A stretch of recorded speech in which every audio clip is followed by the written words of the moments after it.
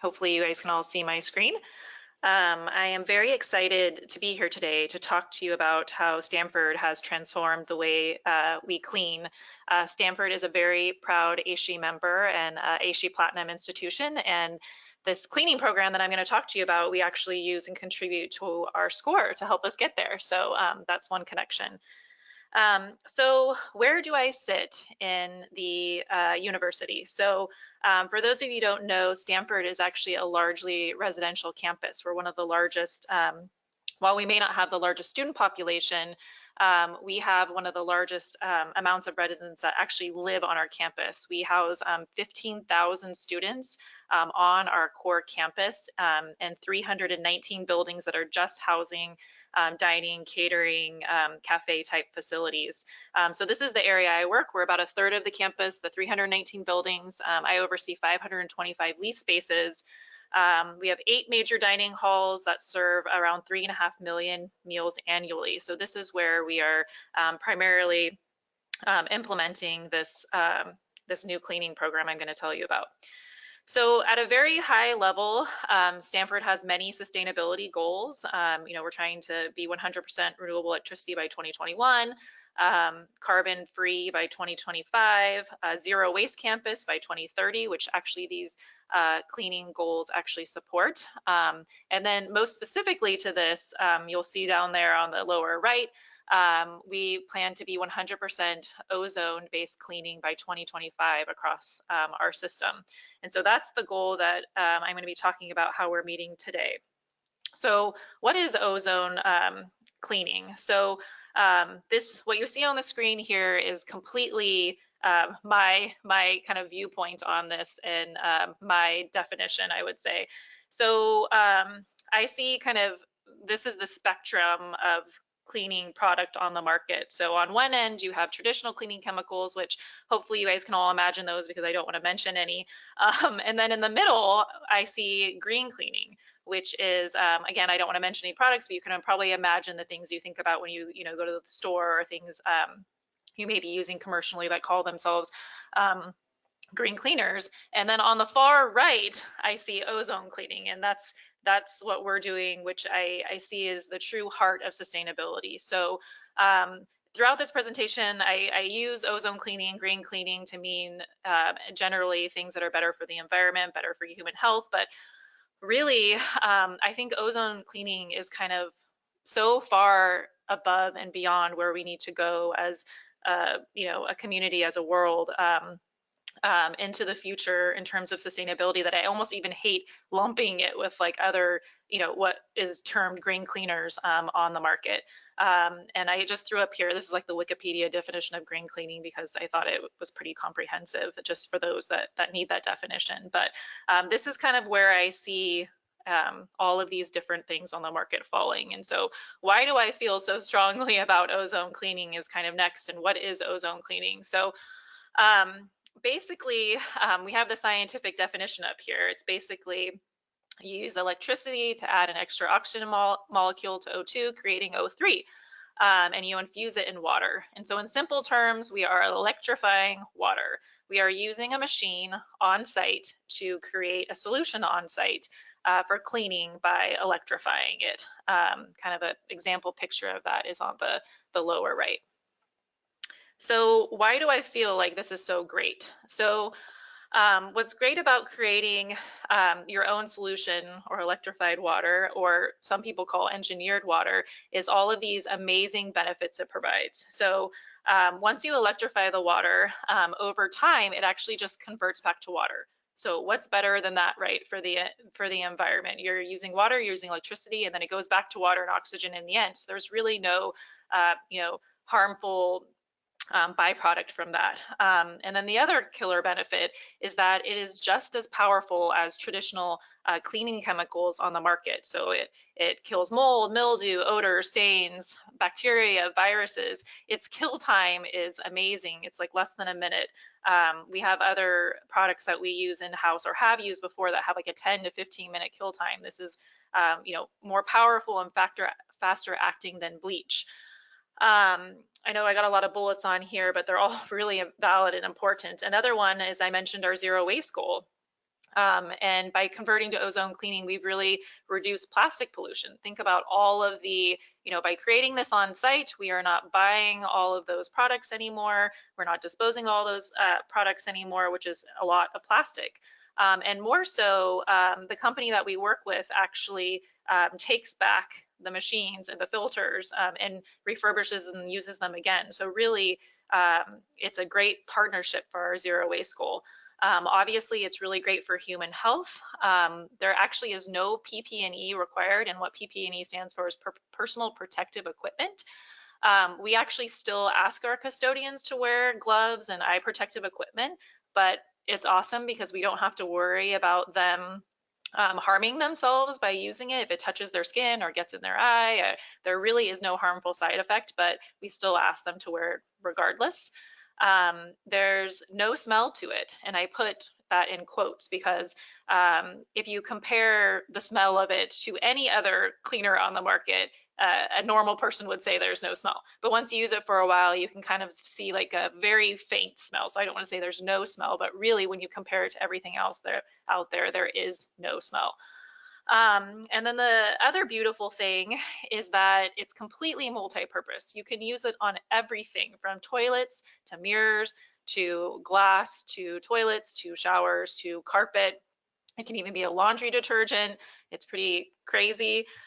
So one of the great things it did was it completely reduced our training needs and risks around using chemicals with our custodians. So the picture you see here on the left is our traditional cleaning cart.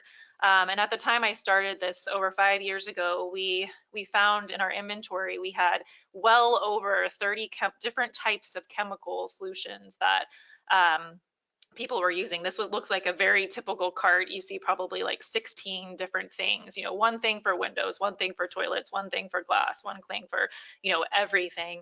And you can imagine what it was like inventorying these, keeping track of these, all of the hazardous waste disposal surrounding these.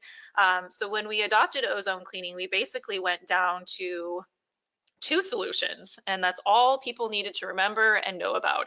So on the right here, you see we have one solution, which is a multi-purpose for everything that I mentioned that it can do. And then on the right, the blue is a degreaser. So the only thing that this ozone cleaning solution doesn't do is degrease.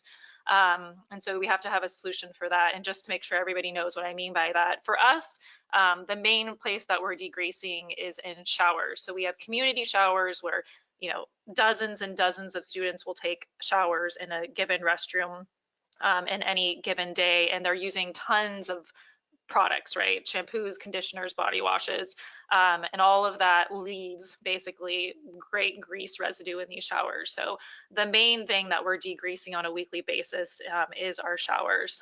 And the main ozone solution is not going to degrease for you, or like on a very greasy kitchen countertop or something like that. So, so that's why we went from nearly over 30 to 2. So now that everyone has a little bit of background on what ozone cleaning is and the very high level what it can do for you, really it's, how did we get started? So we chose to pilot it at a sorority house of all of our 319 buildings, the Delta Delta Delta sorority house, mainly because Taylor was living at the house at the time, and we knew we could have a great partner in terms of student communication, so it was kind of a safe place. But the other great thing about Tri Delta was that it's in a place where there are 5 other sororities that are just like it. And by just like it, I mean as the exact same number of students, the building is exactly the same, the surfaces that custodians would be working on are exactly the same. So we had set up this perfect like experiment where Lourdes, our custodian here, was cleaning with the ozone solution and Delta Delta Delta and traditional cleaning chemicals in Pi Beta Phi right next door. So we had this great base case and experimental case. So what were the results? So this was in 2015. So we did, we're at an academic institution, so we took a very research-based approach. We did pre and post occupant surveys. that revealed, so before we installed it, after we installed it, we had the students surveyed, saying how confident they felt that their space was being cleaned and how happy they were with it, because of course we wanted our occupants to be comfortable. And basically what the results of the occupant surveys showed was that students felt it was just as clean as it was with the old chemicals, and that's great, right? As long as they feel like it's clean, that's all we needed to know. And we had really high response rates. Almost the entire house were responding to these surveys, thanks to Taylor. We also had a lot of feedback from the custodian. We did frequently met with her to see how things were going, how it was like using the system with other, um, on different types of surfaces and different scenarios, and then how it was, using it there compared to pi beta phi. And then the most kind of telling thing for us is we also did bacteria testing. You can see on the lower right here, this is an ATP meter, and I did a ton of bacteria testing. So I would test with Lourdes right before she cleaned, and right after she cleaned at both Tri-Delta and Pi Beta Phi, so I could compare the results. And what I found basically was that whether she was using the ozone cleaning system or whether she was using the traditional cleaning system, right after she cleaned, the bacteria levels would be the exact same, or like definitely right around each other, which was at a good level. So both traditional cleaning and ozone cleaning were getting to like the same, good, quote unquote, good level of cleanliness. But what we found was, I also mentioned we tested right before she would clean. And what we noticed, what was cool about the ozone cleaning, was that the bacteria levels were always lower before she cleaned in Tri-Delta compared to Pi Beta Phi. And what that told us was that the traditional cleaning chemicals was leaving a residue, and it was actually attracting, while they both got the houses to the same acceptable clean level after being cleaned, the traditional chemicals were leaving a residue and actually attracting more bacteria over time. So when we tested again the next day before she cleaned again, the ozone cleaning was actually attracting less bacteria, which was a really neat and cool finding that came out of this. So after we finished this pilot, my management was very pleased with the results. And so we ended up going out kind of with a RFP process where we invited several different companies that claimed to have ozone systems or had ozone systems to campus. And we ended up selecting one, which is the one we also ended up using at Tri-Delta, which is called Tersano. And the next question for my management, as we looked at expanding it after we had selected a vendor, was, okay, they said, okay, Kristen, you've showed me it's good for the environment. You showed me students feel their spaces are clean. The people side, custodians liked it, the students liked it, so that's the people side, and it's great for the environment. So what about the triple bottom line, the profit or the economics of it? So we looked at chemical purchases across our entire 319 building system, and we looked at the payback period of investing and shifting over to this new system. And we found that the payback period for all of our buildings, they range because different buildings were cleaning differently with different amounts of chemicals. So depending on the building, the payback period ranged between 2.5 and 5.5 years. And basically here, anything with a payback period less than 5 years that kind of hits that triple bottom line is a go. It's a shoe-in. So my management was super happy about this. But I want to say, because I know it's very important to people thinking about this and the economics and finance of it, is the payback period that we calculated included chemical savings alone. So we were just looking at what we were going to save by not purchasing, all those 30 other chemicals that I showed you.